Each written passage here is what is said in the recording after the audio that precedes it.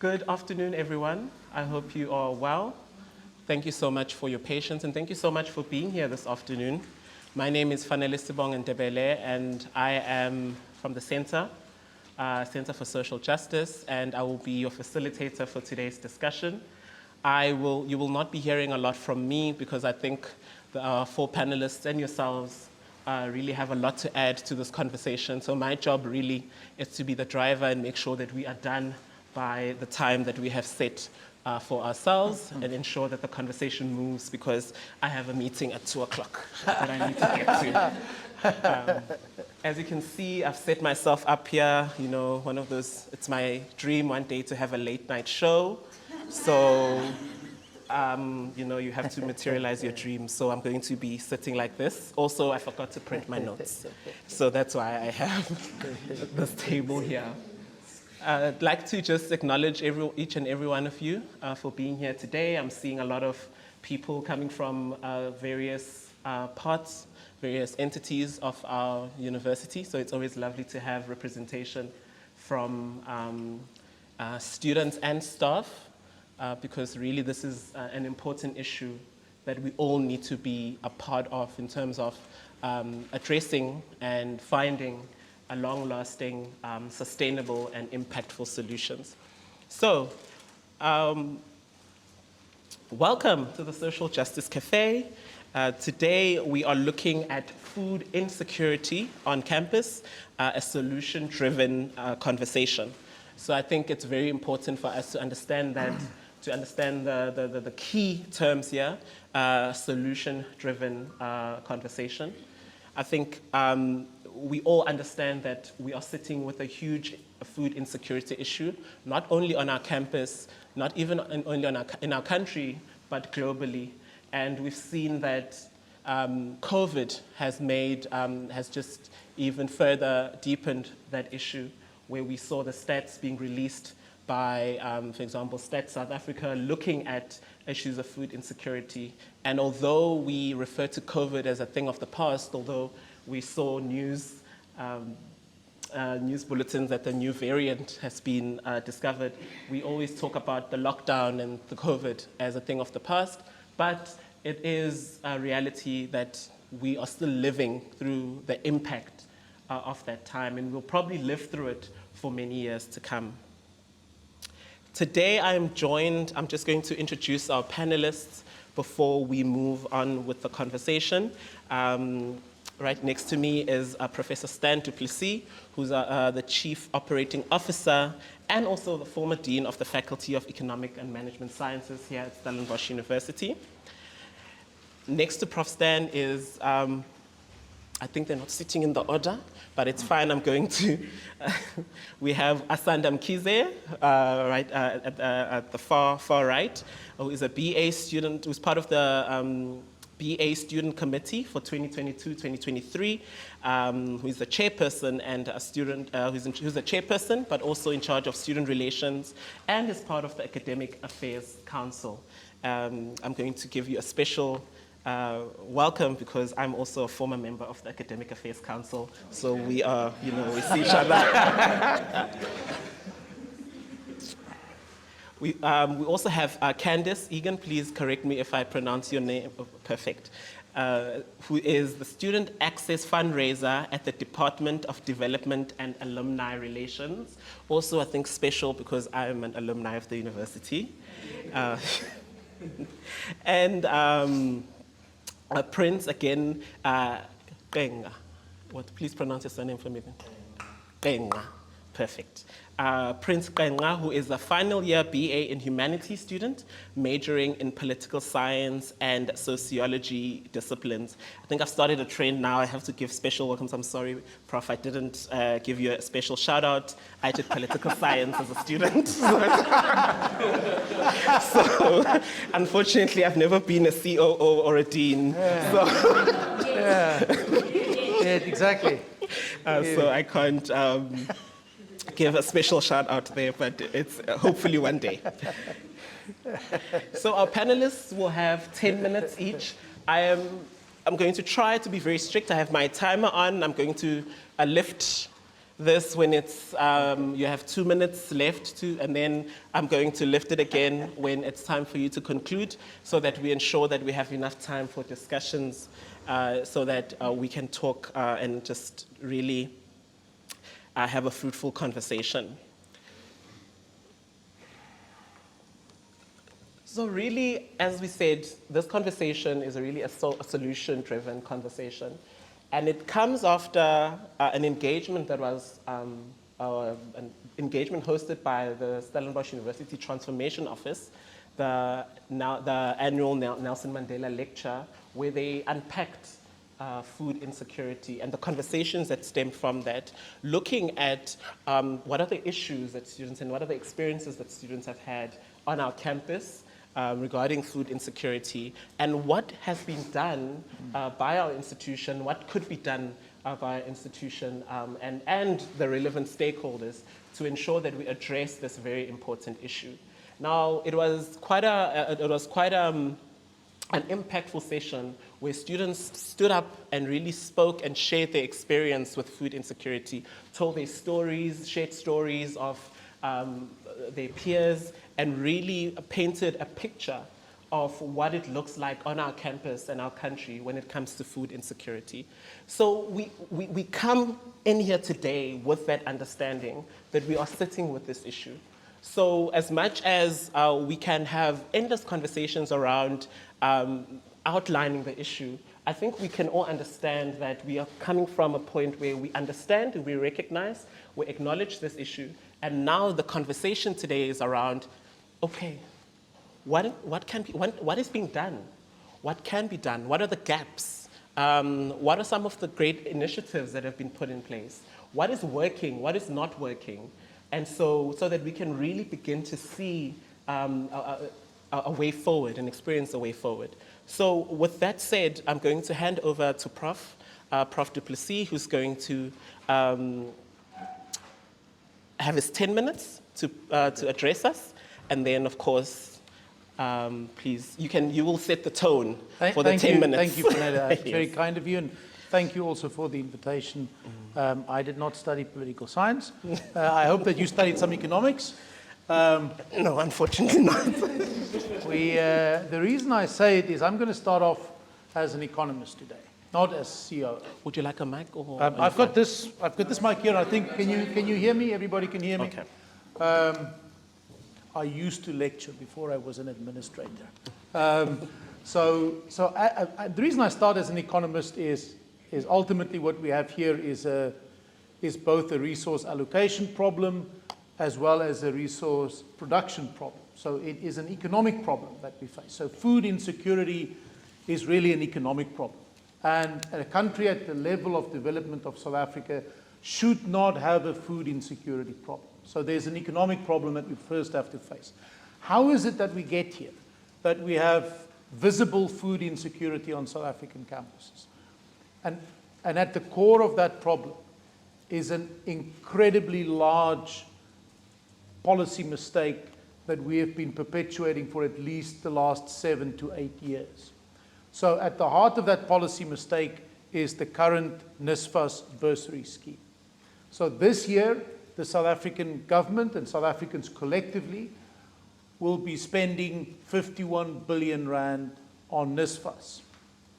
To give you an idea, that's more than twice as much that the government is spending on employment. So on employment programs is less than, it's only 20 billion, 54 versus 20 billion.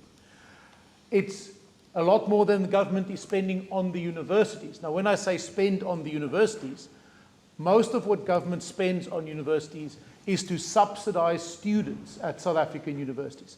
So when you pay a student fee to study at Stellenbosch University, the taxpayer, through the government budget, is paying twice as much as you to keep you here as a student. That subsidy is paid out of the government budget and it's ultimately funded by taxpayers. That is, since last year, less than what we are spending on NSFAS, and every year from now on, that gap will be widening. Even so, as you know, the allocation to NSFAS is inadequate relative to the promises that have been made. And actually, you can easily see why that can happen. We've got 51 billion rand for NSFAS, and numbers are a bit uncertain because of the continuous defunding and then refunding of students. But I'm working on a number of about 900,000 NSFAS students this year. The minister recently said more than 1 million. But even if I work on 900,000, that's 56,000 rand on average per student. And you can see that that's not enough. It's not enough if you think the correct commitment from government, which was made in December 2017, is that South African students, and especially what the minister calls poor and working class students, should study entirely for free. So that was you'll recall in the student protests of 2015 and 16, the demand was for free education. But of course, as you know, education isn't free. We sit in this facility. We have to fund the activities of the university to make the education available, including the food that we are talking about this afternoon, and that's not free either. So education is never free. The question is who pays and how much. And then the NSFAS promise of December 2017 was that whoever the beneficiaries are of the scheme will pay nothing. That was never the right promise to make. It was a wholly unrealistic promise to make. It was demonstrably unsustainable even in December 2017. It just takes a few years for that to realize in practice, because you have to need to sign on enough cohorts of students eventually for the cohort of NSFAS students to overwhelm the capacity of the state to provide that level of funding. And I say it's not a surprise because the sector worked very hard on this problem before December 2017. And we collaborated with government in the Year Commission that investigated the real need for financial access. And I haven't said it this afternoon, and I should say it. There is a tremendous need to support South African students with financial access to universities. It has become incredibly expensive to be at universities. There's tremendous poverty and inequality in our country. So there's no question that we need a scheme to provide financial aid to open access. But the Year Commission gave the right answer. The right answer is a sustainable income share arrangement whereby the student is not burdened with debt, that receives full funding. So again, we talk about full funding, and we talk about no debt.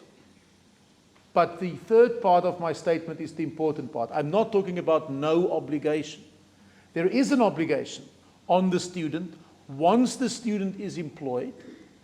For some years, 10 or 15 years thereafter, they will pay a non-onerous share of their income back to the scheme to fund the students that come after her. That kind of scheme is not a continuous drain on the taxpayer, because eventually the income shares make the scheme sustainable. So of course, it requires a big upfront investment, but it's an investment. It's not just expenditure on an annual basis. And the reason I talk about this, even though I know you said let's talk about solutions, is when you're in a hole, the answer is not to keep digging. And the current scheme is a fiscal hole, and it is a social hole for us as a university community. And the answer cannot just be to keep on digging and hope that it'll be better next year. It isn't going to be. It's going to be worse next year because the funding problem is more severe next year. That's why we as a university, the university's leadership, collectively the universities in the country, as well as those scholars who work in this area, speak to the minister. We speak to NSFAS directly themselves. We speak to our sector organization, USAF, that's Universities South Africa. So at the sectoral level and as individuals, we are activists for a change in this policy to get us towards a sustainable track. Now, that's the policy discussion. Policy discussions take a long time, so it doesn't help us this year. So what are we doing this year? And Candice is going to talk to you in a minute about the direct aid that we've been able to gather from our funders. So I'm not going to talk about that, and she will speak with more insight on that. We have looked at food provision on our campus. Of course, there's an enormous range of food services available on our campus, starting in residences. And in fact, the most affordable nutritious meal you can get on our campus is the meal of the day in halls of residence. But we've also understood that many of you are out on campus during the day and you can't be at the hall of residence over lunch. And so we will, and I've just asked Hein, I haven't received confirmation yet whether it's available this week yet, but it's imminent that we will have a packaged meal of the day available for you. So the previous day, you can simply book a packaged meal of the day so that you don't have to buy at one of the expensive food outlets on campus, and you can get a takeaway lunch and take that along with you at a much more affordable rate. And in fact, that's the first step. The second step is we will have delivery points at the student center for these meals as well, so that even if you don't carry them from your hall of residence, and if you're not in hall of residence, you can also access those in the student center. So we're trying to give practical access to what we think of as the most affordable, most nutritious meal in this way. And then we welcome the initiative that we also see in student communities. So I'm really deeply encouraged by that. The fact that students amongst themselves see the need arise to support each other from a social solidarity perspective. And these are really concrete steps that I know about and that I've read about. And we as university leadership also try to support those directly, either by getting involved or by providing some finance. And I want to encourage students here to do the same. This is also a way, so it is an expression of solidarity, but it's also an expression of taking responsibility for the need that you see around you and for your own need. And Vanella, I'm going to stop there. Of course, I'm very happy to take questions afterwards. Perfect. Thank you so much, Prof. Highlighting some important issues, bringing forth the issue of policy around certain policy issues that further perpetuate this issue, and the need for collaboration on a sectoral level, and those conversations that are continuing to take place, but also recognizing that we need immediate solutions. You know, it's always good to look at a policy in terms of long term, but students are hungry now, today, as we sit here. We're facing these issues, so there is a need for that immediate intervention, and you've highlighted the food provisions in residences and various other initiatives that are being explored or are being implemented to ensure that issues are being highlighted. And thank you, and obviously acknowledging the initiatives that students have put in place.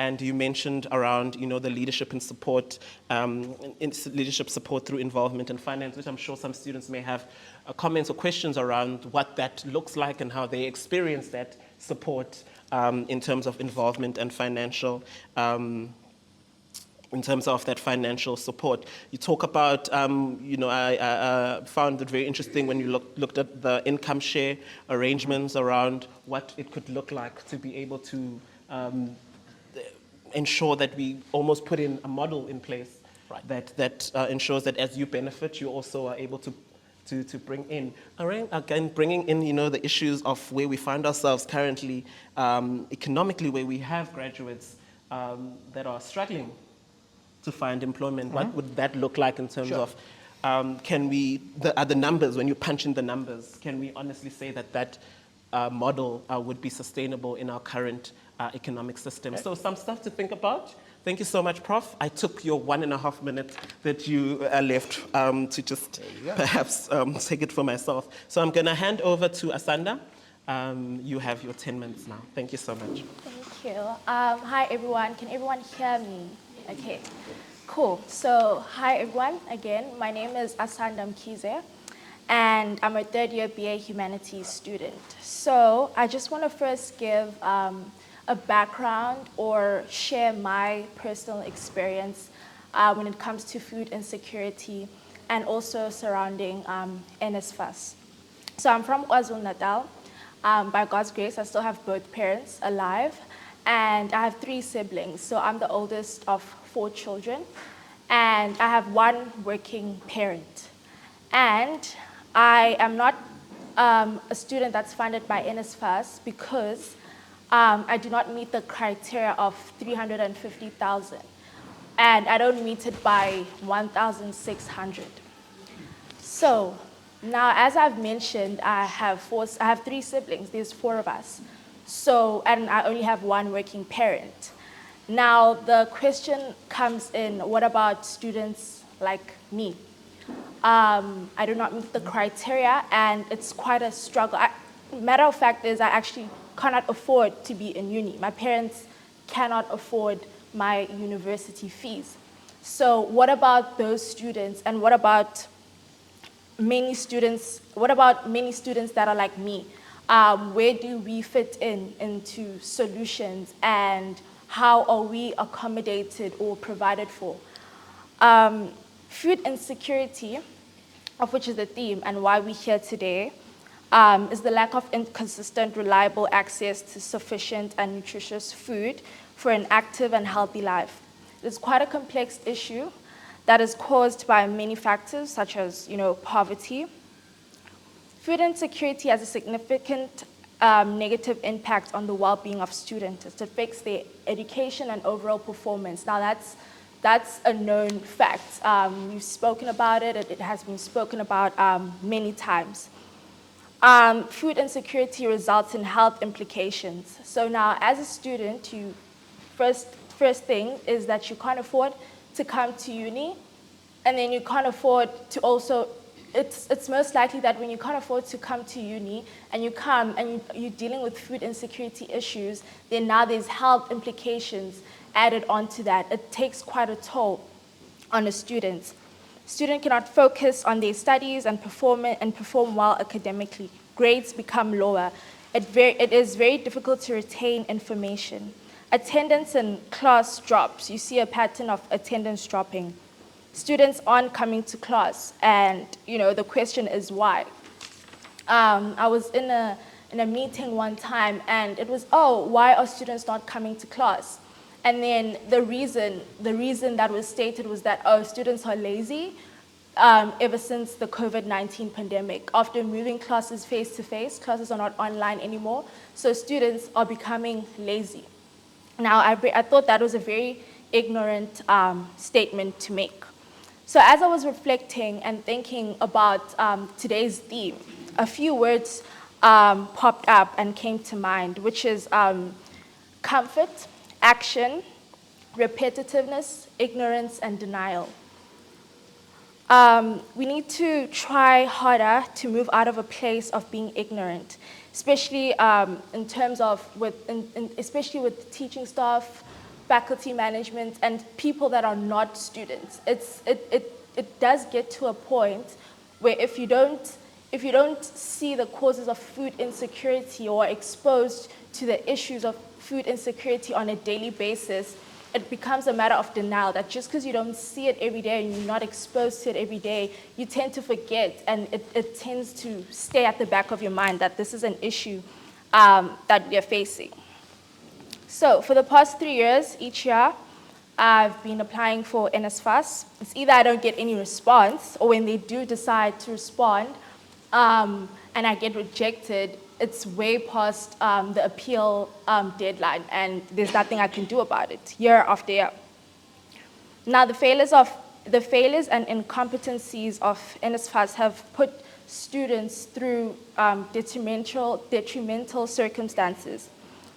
And students don't see behind what is being presented to us. For example, like the policies, a lot of students are not aware of that. A lot of students are not aware that there's something being done. There comes a point where action needs to start speaking for itself. And if you are hungry and you're a student and you're hungry now, you don't have time to think about, oh no, it takes time, That's not your first priority.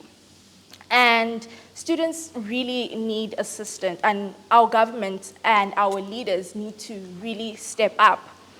And I'm just going to slip this in because I'm here. If you haven't already registered to vote, please do that. It's quite important that, you do your research and you make informed decision when it comes to that. I always say that it starts at the top. If there's chaos at the top in terms of policies not being followed through and stuff like corruption, if there's chaos at the top, it trickles down to the bottom. And the people that suffer the most are, in this instance, students and the people at the bottom of the hierarchy, if I can say that. We have leaders and leadership positions in government who 20, 30 years ago were talking about the youth being the future.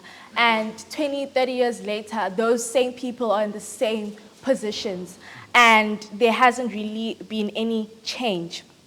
So how now do we preach that the youth is the future when the same youth is struggling at school with issues like food insecurity, and the youth who are dealing with food insecurities are actually having their basic rights to food being violated? I do not have all the answers, but I do want to say that we need to make changes and mindset shifts, most importantly. We need to stop being in denial of what's happening and ignorant of what's happening, especially for people who are not students, like I mentioned. This is not only an issue of the beginning of the year, but an ongoing issue throughout the year. Students not only suffer to find food at the beginning of the year, but it's an everyday thing that continues, throughout the whole year. And I think it's time to now look back at what we've been doing, what the university has been doing, what other stakeholders have been doing, and really try to improve on those solutions and try to do better, and to try include each and every student like me who are not on NSFAS, and like students who are not at residences, because I hear there was a mention of students at residence having packages that could be delivered to them, but there's students living in private accommodations, students who are in PSOs, and what then happens to them? They're not in university reses, and they also should be considered and accommodated. So I'm a student. As a student of this university, I attend these engagements, I hear, I learn, I continue to learn. But it's also important that we be careful and be mindful of the fact that we are becoming repetitive. We come here, we sit, we have conversations, but we talk about the same things and keep going around and around in circles. So this is not going to be a one person. Not one person is going to come with solutions.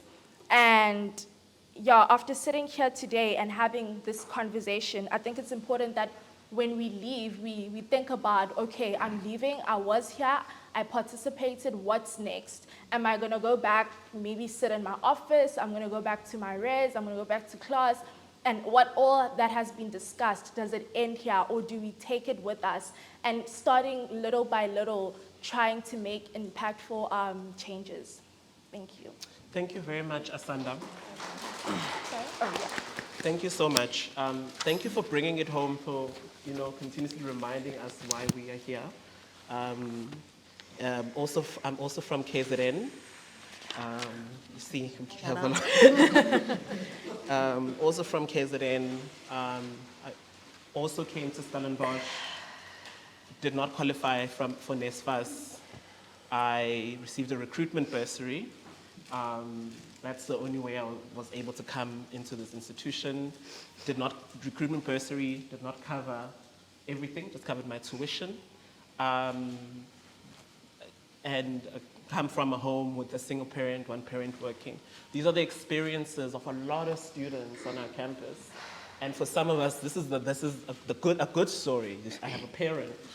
I received a recruitment bursary, and you've outlined, you have parents, you have a parent that works, you've outlined that personal story, and a lot of students share that experience, and a lot of students are worse off in a lot of instances. And so as part of the institution's transformation project, the institution opened up its doors to the realities of South Africa and the people of this country and this continent and this world, and that continue to face those issues. So thank you so much for bringing us home and actually really reminding us why we are here today, outlining very important factors around, and these were issues, again, that were really at the forefront during the Nelson Mandela Day lecture, at the forefront, mental health of students, academic performance, the reaction of faculties.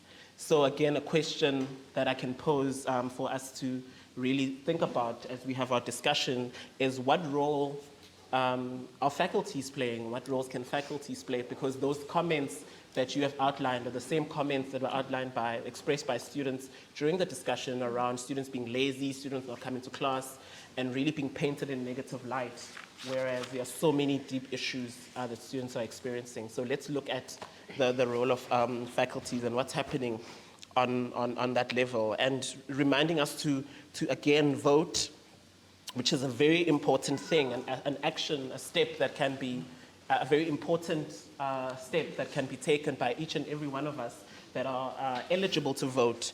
And when we look on a policy level, a governance level, looking at all those issues that can be addressed. Thank you so much for bringing that to light. So we're going to then move on, and I'm just going to see who is next.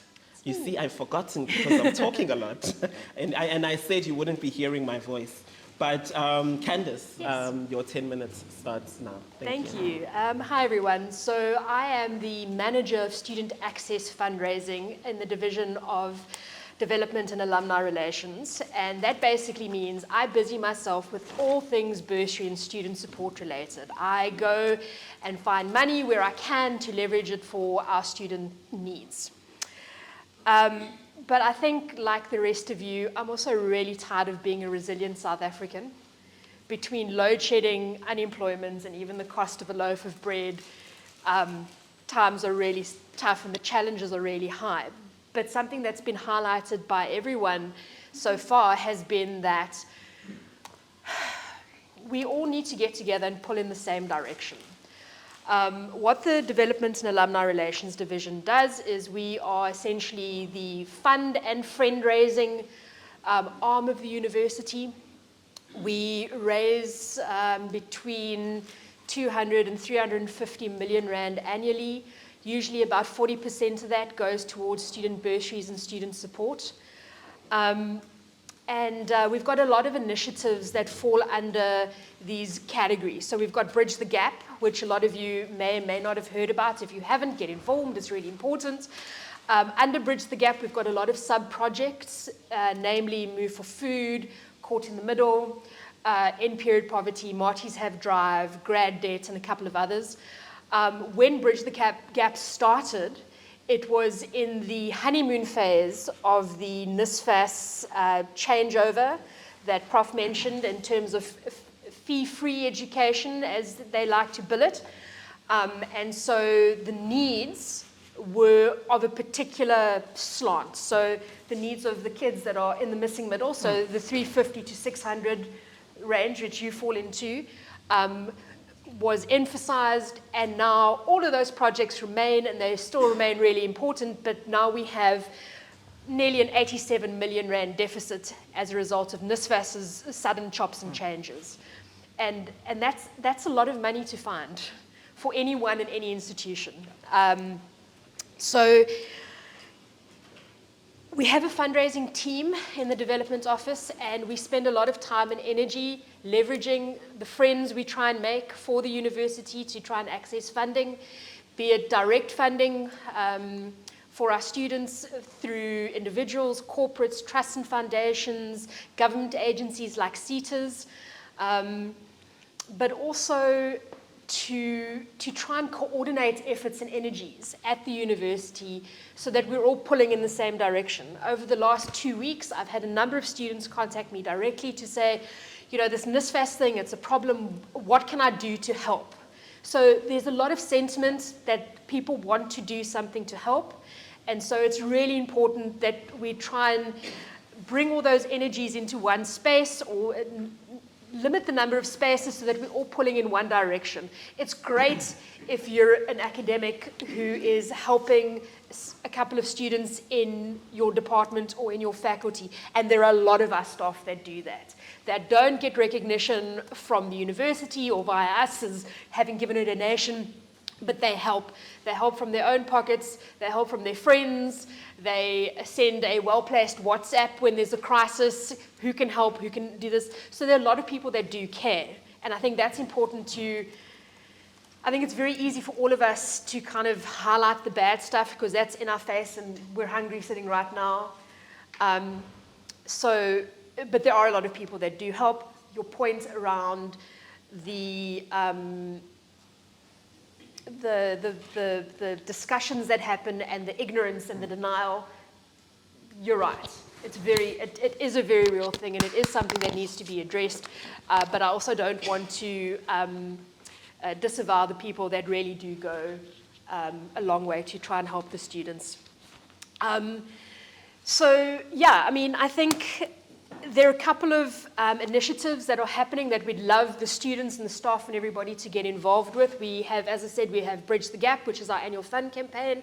We have Giving Day that's coming up in October.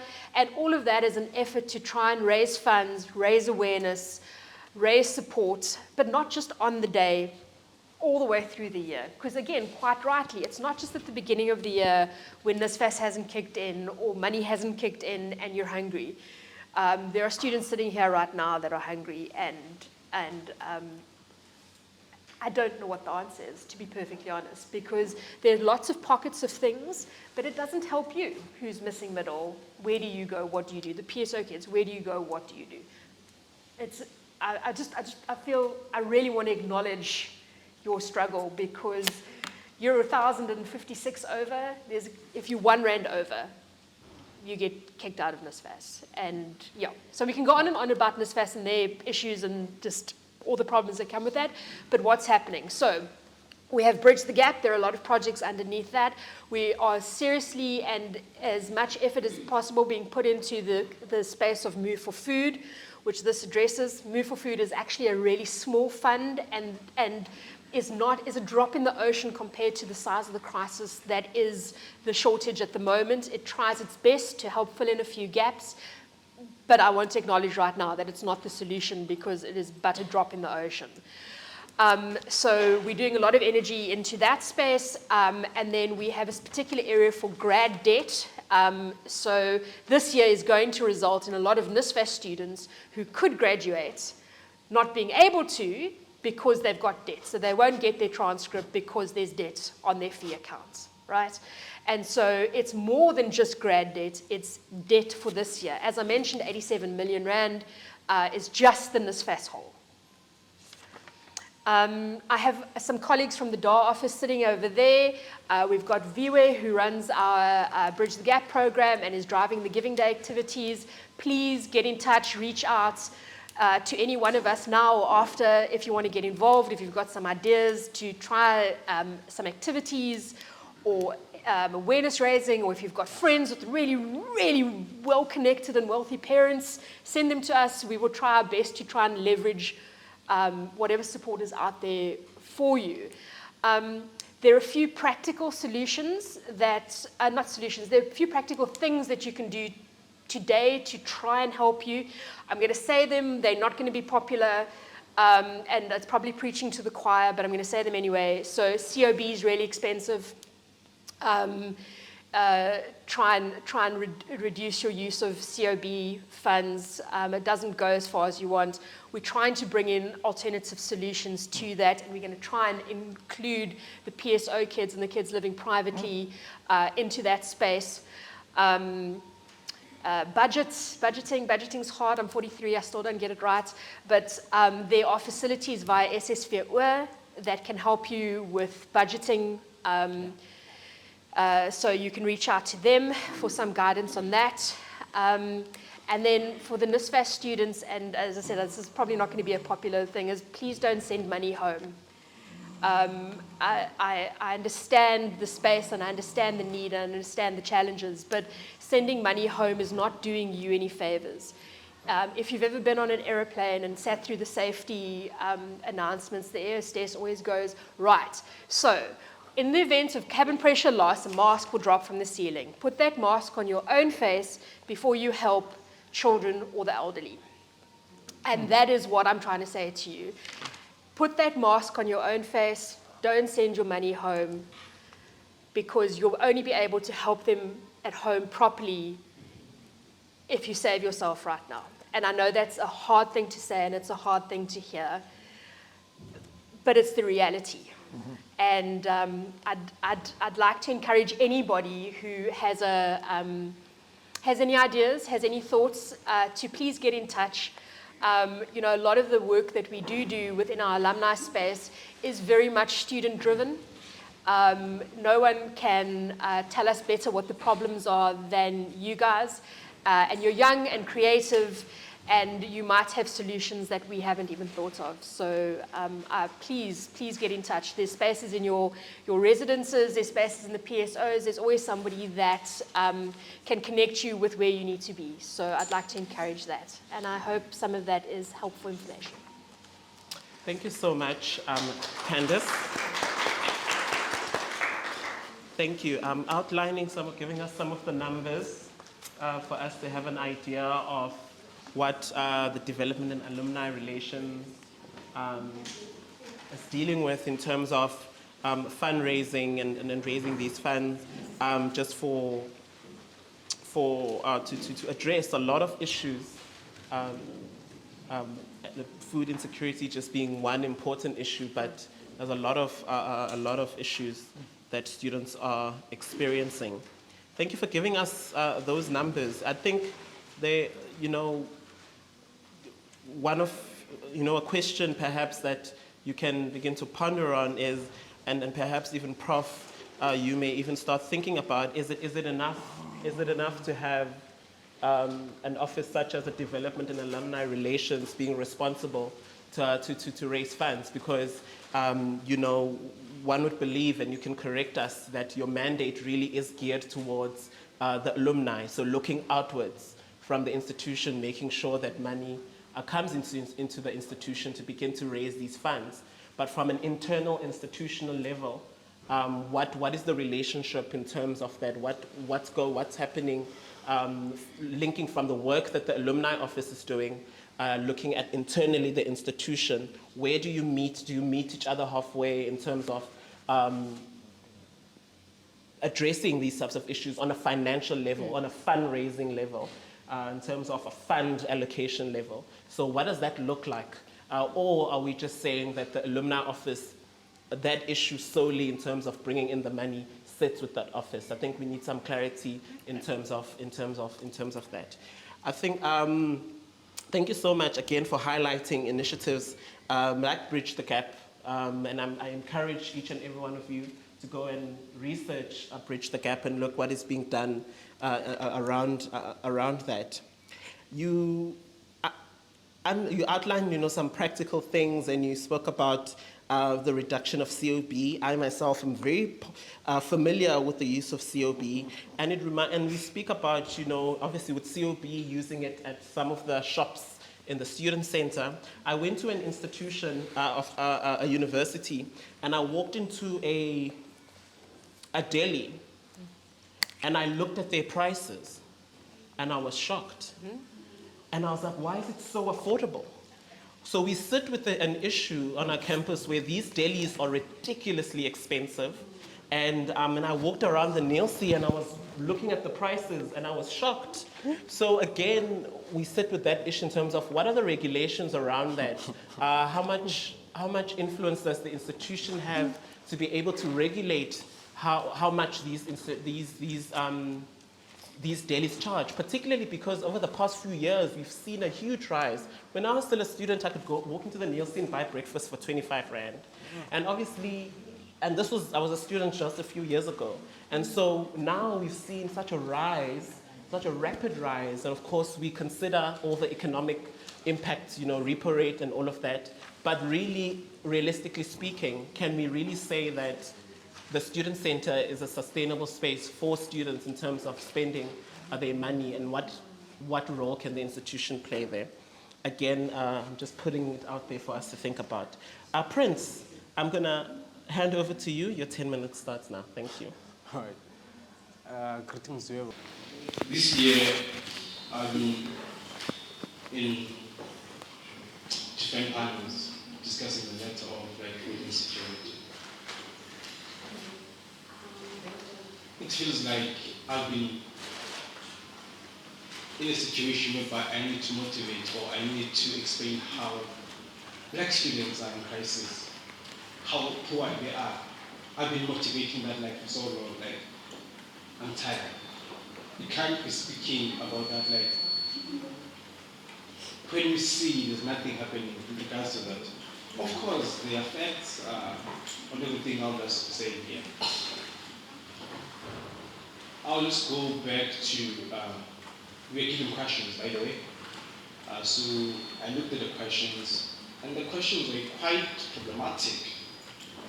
Very problematic questions, because I understand that I've been exposed a lot, and we are just like being tested in mind, but that's not an issue, by the way.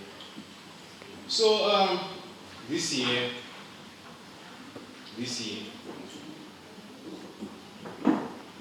our students have been subjected too much. They've been subjected too much, like, of course, from the NSFAS issue, the cap. We can't ask the question what the government is doing about that. We can't do that. They are the problem. They are the cause. They are the problem. We can't. What about the universities? The universities are the organs of state. They should do something. Law faculties are aware of that. They sit on institutional committees. They are aware of that. We can't be asking whether the university what they should do or not. This year, apparently, the members of the SOC that sits in the council, they raised questions. Profs then do sit in the council, in the rectoral way. They raised questions in terms of we need support. We need support because when we go to staff, holding them accountable, they reject us. Some other men from other departments said that let the staff do their job. I was like, the staff do their job. No, I'm holding you accountable. You should answer. No, answer. Students are in crisis. We can't be holding a portfolio as if it's just there, romanticizing everything. Then the question was proposed that like students, we need injection. Like it's simple. We can't really be very much going to the way of like explaining like in economic wise. Like we can't really be doing that. We can't. What I would say, what happened, the directorate didn't answer anything in regards to how we can move forward with food prices in Congress. Only student governments had a say. Of course, they are their leadership. They should protect them when it's necessary. So today we won't be actually sugarcoating everything. We won't sugarcoat anything. We just speak it as it is. I'll just go back to a question of like asking whether the political parties, what they are doing, political parties, and what the student leaders also are doing, and why then student leaders doesn't go to their political parties in terms of like maneuvering this African security program. Like, well, Stellenbosch universities doesn't have a room for politics.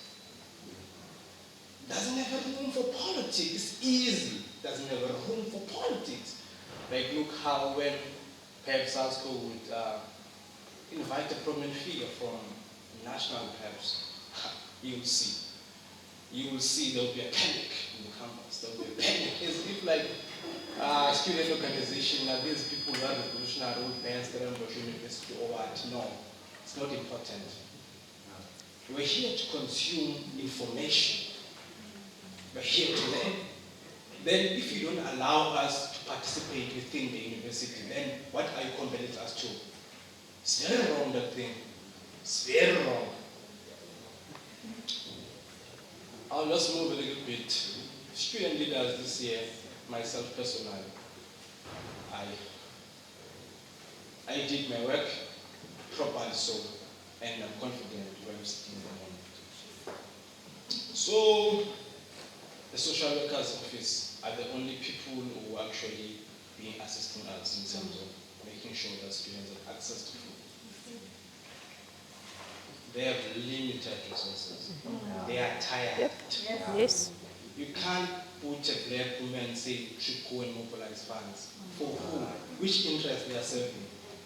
When they're going to get the funds? When they will get the funds? It is, we understand the system. It's fine. We are not fighting. We are not fighting. What we need is to make sure that the university make those students get their degrees and go and work for their families. That thing is easy. Now the students need to stress about food.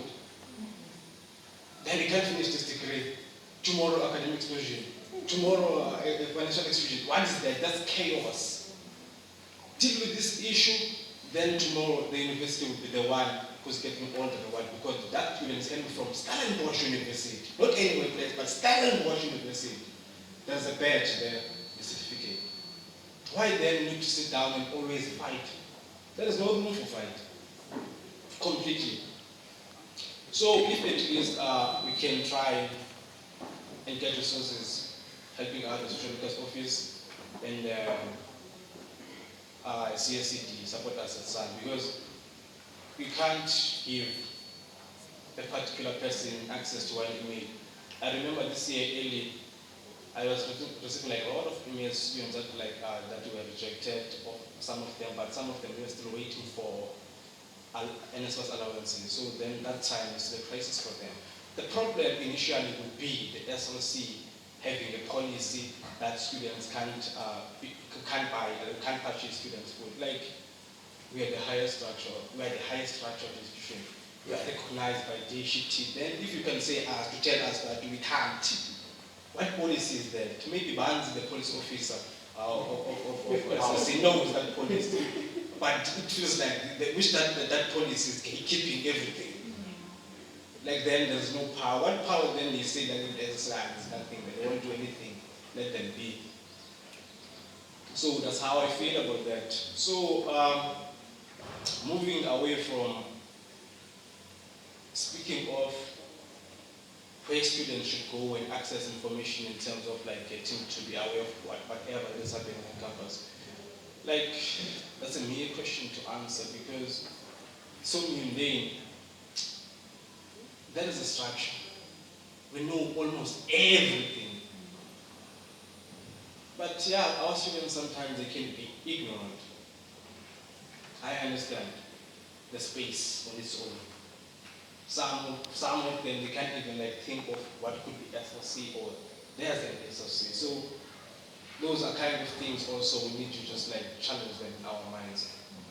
But the access to information we try this year. We've transparent to students, but that's something we should work on, which is like the leadership crisis. We have leadership crisis. Thank you so much, Prince.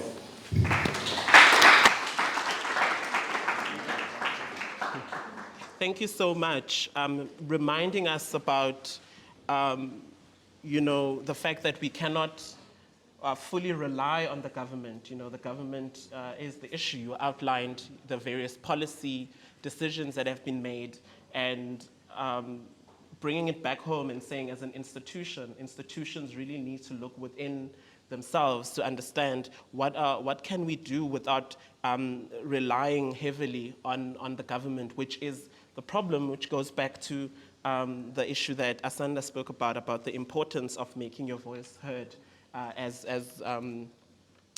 you vote. Prince, you also once again really outlined the experiences of the students. As a student leader yourself, as a student, you work in a space where you get to work and see students on a daily basis that are facing facing issues of food insecurity. Thank you so much for highlighting the work being done by the social, the office, the social workers office within our institution, which again brings me to a question that we can think about in terms of, does food insecurity in our institution belong to a specific office?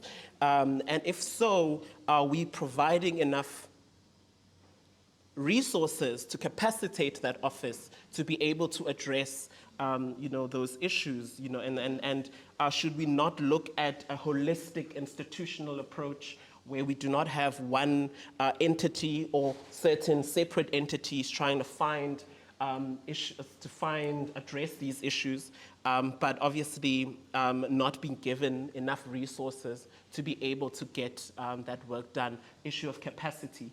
And let's think about that. And as I open up the floor, I've posed some questions. I'm not going to repeat them. I don't know if you've noted them, but also as we engage with the audience, with the attendees here, perhaps then maybe they will have same questions. I see there's a question. I'm going to take 3 questions.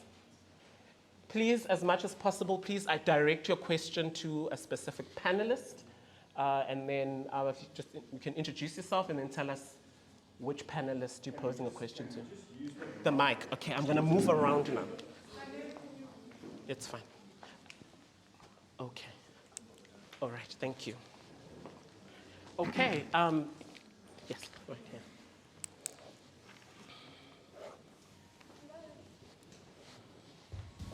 Hello everybody, my name is Scarlett Thornton and I'm part of various different societies on campus. And my question is, why is there no one seated on this panel who is from any of the student organizations who are currently working towards building food gardens for a sustainable approach to the food insecurity issue on campus? That's my one question. And then just in general, why is the university's approach to food insecurity not looking towards a sustainable way of feeding all of its students by growing their own food? Why do we not have food gardens already positioned in an area that is so agriculturally driven? For example, I just wanted to talk about looking abroad and at another university in South Africa, specifically Wits, which is in the middle of Johannesburg and has food gardens which sufficiently supply students with 3 meals a day. 2,000 students every single day are fed by that scheme, and they don't have farms surrounding their campus, and yet they're able to do that. So I just want to pose that as a question and an idea for the fact that this was supposed to be a solutions-driven conversation. And yes, the source of these issues are incredibly important, and students are angry, very angry, and that is definitely worth acknowledging.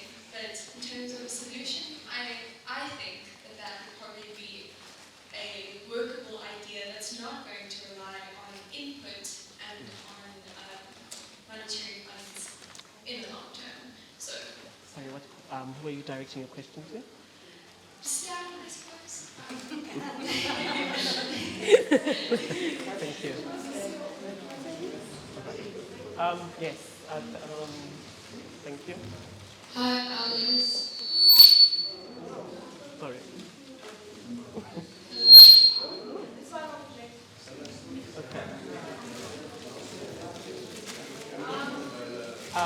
Okay, Sorry, guys.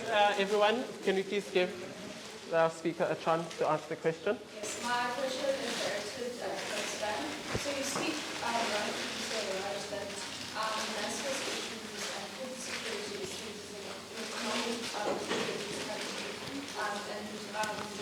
and we can reduce from that. We also understand the racial economics of this country, that it's a class issue, but also it's a race-based issue. So then how do we reconcile the understanding that these issues are a class, race-based issue, and us as Stellenbosch University, a historically white institution with exorbitantly high fees and increasing fees steadily so every year. How do we reconcile the fact that we understand economically this country is in dire circumstances, in terms of our social, political, and economic context, but then steadily the university increases fees for residences, for fees, but also standard of living within the institution in terms of where students are able to access food. Food prices have increased exorbitantly. So how do we reconcile all those contexts in this current moment? Thank you so much. Another question? Yeah. I would just like to direct my questions to Stan and just for any suggestions the panelists might have. So I want to start by what Prim said, saying that the institution is an organ of state. And this institution is an organ of state. It's binded by the Constitution. And by binded by the Constitution, they are binded to provide socio-economic rights. Their obligations are not like private parties, so the institution should not treat itself like a private party relying on funds. So, as this institution is an organ of state, and right now, currently what we have is not an economic problem, it's a social problem, and also with the racial underpinnings. Now, my suggestions are this, because it's a solutions-driven conversation, and I'd like to ask part of this question that, is the university willing to drop Suncom prices because they do not relate to South African prices in any context whatsoever? And even for me as a person right now, sorry, Suncom, yeah, Suncom, are you prepared? Is the university prepared to drop the Suncom prices as they are right now? Because they rely on inflation, but already they sit on a privilege, because their prices are nothing compared to what we have in South Africa. So in terms of solutions, is the institution ready to get rid of Suncom because it is not working for us as an institution and as the people getting into the space? And that is because we can't buy alternative food. It's only part course, the NLC, and we are circumscribed to that market. Is the university willing to do that?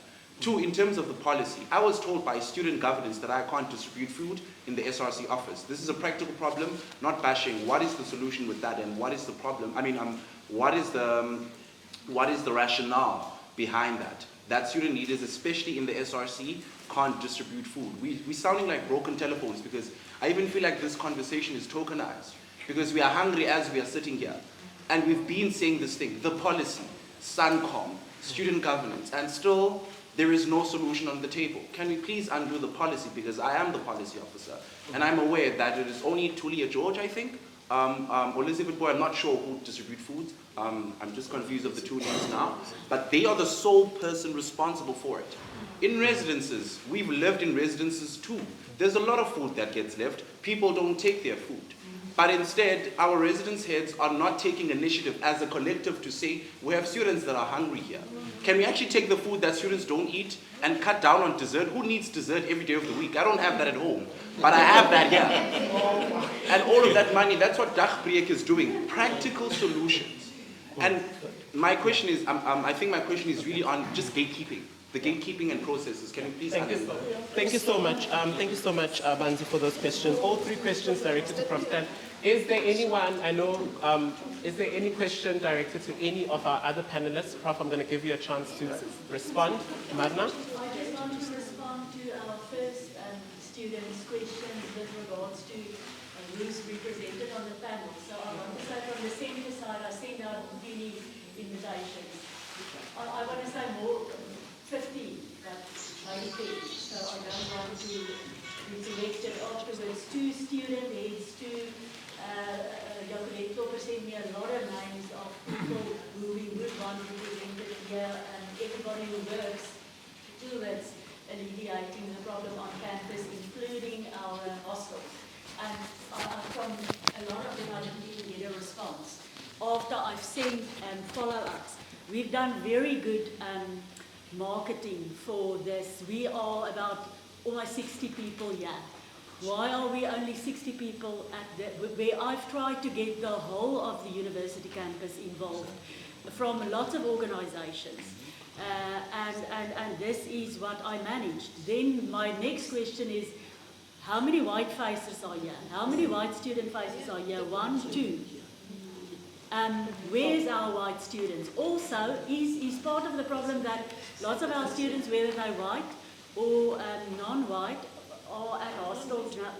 They have food currently, they can eat there, and you know, so maybe that's why they're not here.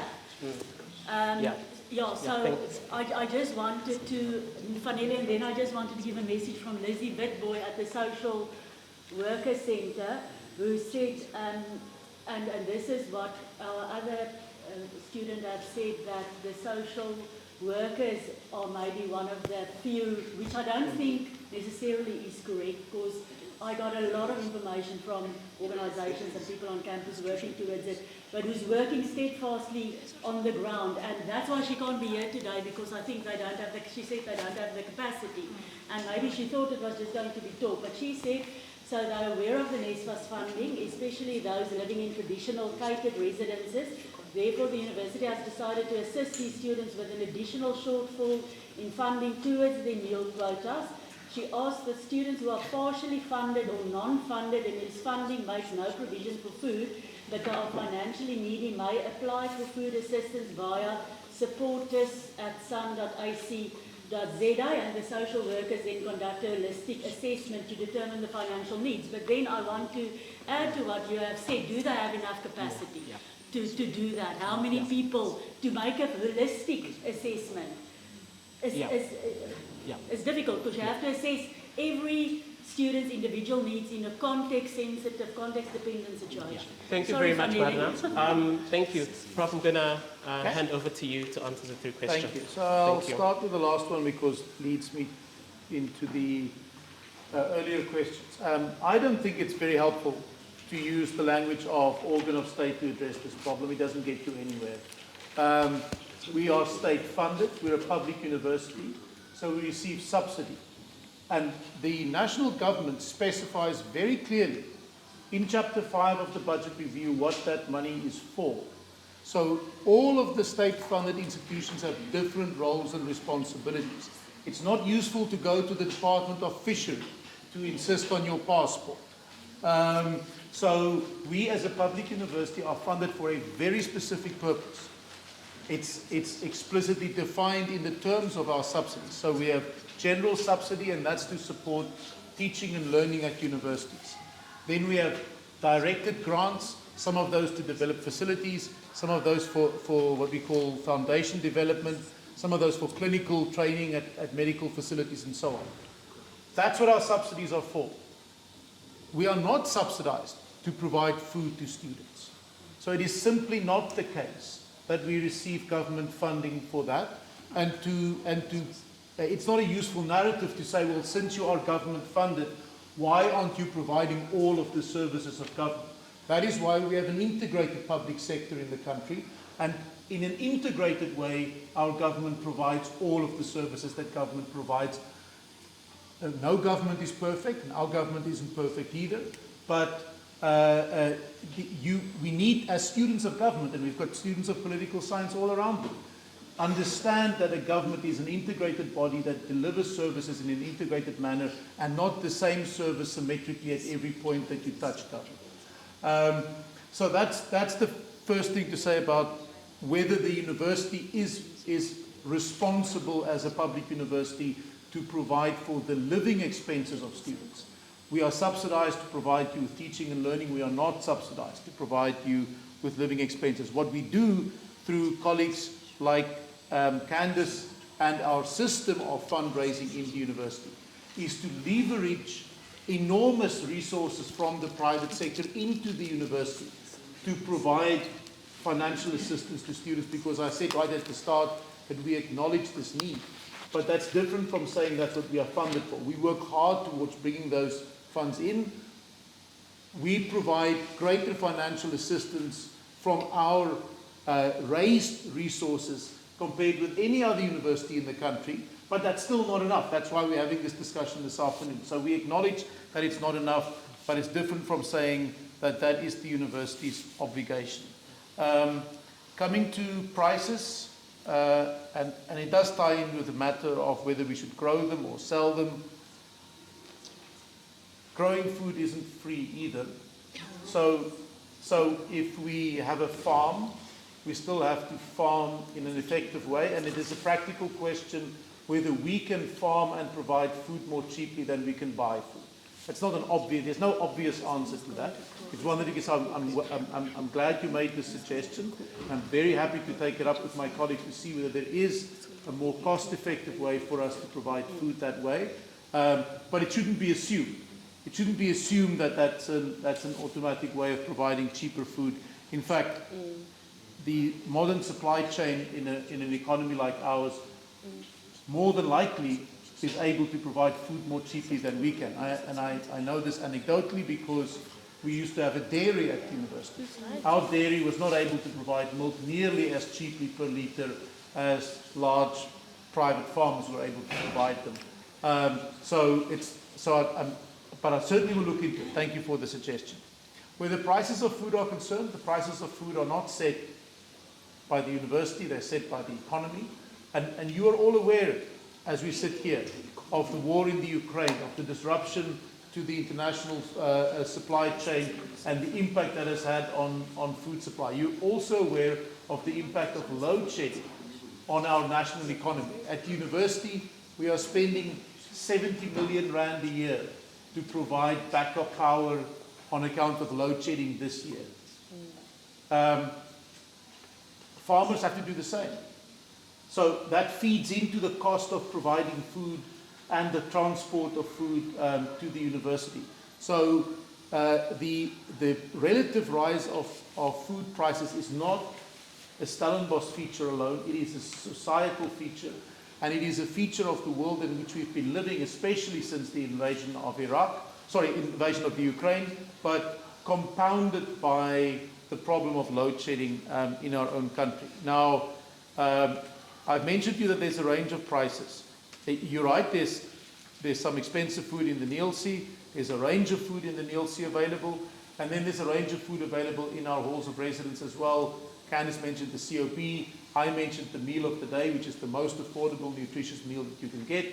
I've just received confirmation that you can already order your takeaway lunches, your packed lunches to go to campus. So that means that you don't have to buy expensive meals at the Nielsee. So those affordable meals are already available.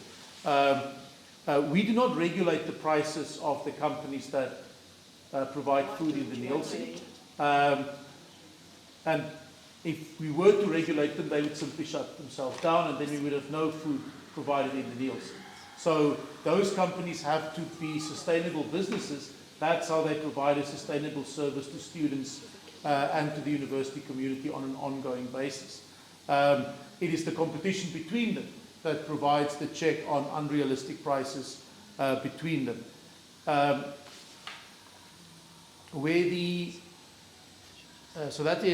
So some common food provision. Bantu asked me why somebody else can't provide food. Obviously, I don't know the particular details of the request that was made for the SRC to provide food, so I don't know exactly what the program is. I'm happy to discuss it with you and to discuss it with the Senior Director of Suncom, but I just want to mention some of the points that we have to keep in mind. The reason we can't have anybody present food or deliver food to our students is that we are, in that case, if it was the SRC that was to provide food to our students, we would have to get assurance from you about the health and safety standards with which you have prepared that food. What is the responsibility you take for the cold chain for that food? Because and we do that for our halls of residence, right? So we have very strict health and safety requirements for the kitchens from which we provide food to students. So there's no possibility of providing ad hoc food if we can't get assurance on the health and safety that goes behind it. So health and safety is just one of the many things you have to satisfy when you get involved in the business of providing food to students. But I'm happy to take the discussion up with you on why the specific request was refused, because I don't know the reason or the details of it. Let me just look if I've addressed. I have answered question number 1. The question of fee rises. So we had a question about how can we allow fees to rise every year if we understand the dynamics, especially poverty dynamics in our country. motivation or the explanation for our fee rises is the total funding of the university. And I mentioned to you at the start of my talk that the universities collectively this year receive 45 billion rand and NSFAS receives 51 billion rand. The university's increase from last year to this year was 0.9%. Now, you know that costs have not gone up by 0.9% from last year to this year. Salaries have gone up. We have to provide 70 million for load shedding. So the costs to provide the university this year is on average 6 to 7% higher. But the funding that we received from government went up by 0.9%. We are prevented by the Public Finance Management Act from budgeting for a loss. So for us, in order to at least break even, you can see that we have to raise fees, not because we desire to raise fees, and certainly not because we want to make a profit. We never do make a profit. We're a not-for-profit public university, so we don't raise fees to make a financial gain. But we have to break even because we're not allowed to operate on a loss-making basis as a public university. So it is the systematic defunding of universities through subsidy that is causing pressure on student fees, not just at Stellenbosch, but nationally too. And you're right, Stellenbosch fees have gone up, but Stellenbosch fees are not the highest in the country, and on comparable degrees, we check that every year as well. And we do have student leadership involved on our student fees committee as well, who sit with us every year to consult on the proposed adjustments for student fees. Let me stop there. Thank you, Fanele. Thank you very much, Prof. I'm going to open. I'm going to ask for your grace for an additional 5 to 10 minutes on this discussion, just to give another round of questions. I have noted a question. I've noted a question. Is there a third question? I've seen. I'm looking for a third question. All right. Okay. Can I just have the... I do understand that some of you may have to leave for class. Can I get the lunch break? Yes, of course. If you don't mind using the mic, can we try the mic again? Then you can just let us know who you're directing your question to, and then we can... My question is a follow-up question for Stan. So I do understand the economics. Can you hear me? Project. A bit further away. Okay. This is a follow-up question for Stan. So I do understand the economics and inflation that goes into price setting, but how do we justify SPAR selling coke for 10 rand versus a COB outlet selling it for 30 rand? You did mention that it's competition and all that, but where do we draw the line to protect our own, the students? Exactly. And I think those are concerns, but shouldn't the university kind of like have a benchmark of the percentage increases, or maybe the now C rents? Maybe they're too expensive also for the outlets. That's why they're charging the prices that are too high, because we do get that inflation is a thing, but you can't have SPAR selling for 10 rand and the next person is 40 rand, but I only have an option to spend money for 40 rand. So I think maybe there's something that can be done there as opposed to us blaming everything on inflation. Thank you so much. I didn't have coffee today. Okay. Yes.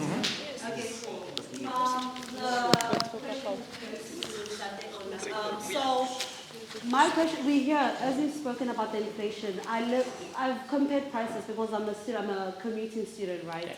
So then I've heard all the solutions you have, and they're all based on students that live here, which accounts for 40% of the students that we have in Stellenbosch. 30% of the Stellenbosch University that we have. Like, we are 70% of commuting students, right? And I've not heard enough solutions based on helping the food insecurity of students that don't live on campus. As a person who is a hawker in PSO, I understand the problems that our students have because they don't have food, you know what I mean? We don't have accountability structures that we have. We can go to Leeds where we can send a support asset son, and then they're going to go and have an evaluation where it's going to demean and dehumanize us and asking us, how poor are you? Staying from 1 to 10, how poor are you? Why do you think that you deserve to be helped? But no, that's the process I have personally gone through as a student who is facing food insecurity. Whereas it's only, 2 people or 3 people in the office that can help you as a student that does not live on campus. So then you tell us about inflation. Why, as she had asked, Guti, why is that 10, in Spa, Coke is 10 rand and then on the university it's 30 rand? And then you say it's inflation. I don't understand. Don't you have accountability systems in the university itself to actually keep the checks and balances of what's going on in the businesses you have signed to say, yes, you are authorized to actually deal and make business in our institution because you stand with our values in our institution. Thank you so much. Thank you. Yes, there's a question there at the back. Can you use a mic, please? Okay. The issue around student governance not allowing SRC to distribute food.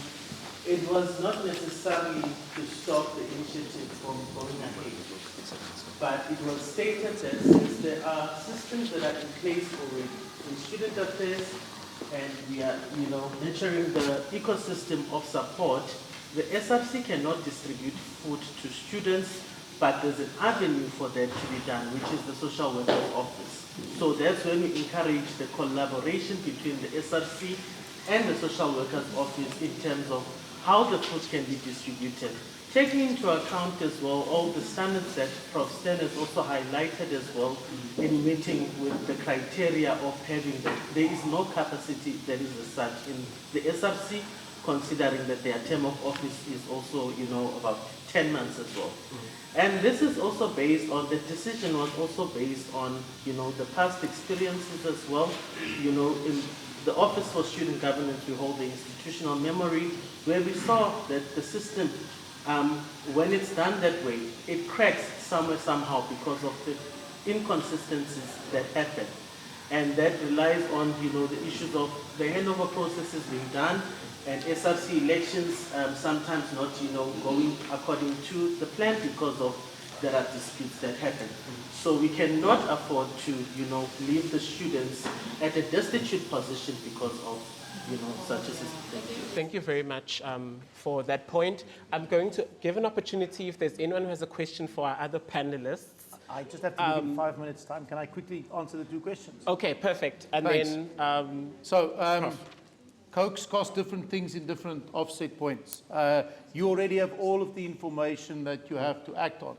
So the answer is do not buy Coke at the COB. That is how you respond in the economy to price signals. And in fact, Candice has already explained to you that if you face food insecurity, then it is not, in fact, wise for you to be spending your food allowance at the COB. We have access to hubs also for PSO students, right? And you have access, and I've also explained at the start that we will have offset points for these packed lunches in the NLC. They're not ready yet, but they will soon be available in the NLC so that commuting students will also have access to cheaper lunches in the NLC at the offset point. So, so you should also act like citizens in an economy when you see price differentials. Act on those. Yes. And I think there was a question around, sorry, I unfortunately can't take any more questions because Prof has to leave. There was also the question around just the benchmarking in terms of... which benchmarking?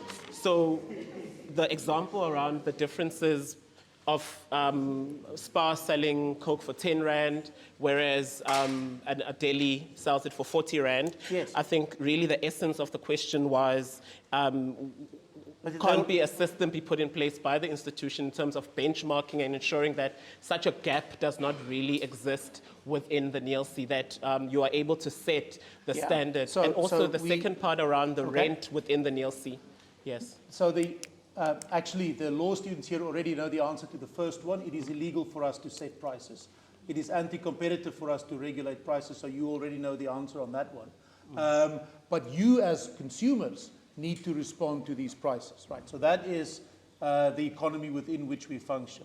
The NLC rents, they are set at the rate that is required for us to maintain the NLC as a service to the students. Again, the reason that the NLC is a commercial entity is so that we don't use your student fees and government subsidies for teaching and learning to subsidize the student center. because that again would be an inappropriate use of both your student fees and of government subsidy. So it is a shopping centre, and it functions as a shopping centre on a commercial basis, but that makes that facility available to you right in the middle of campus.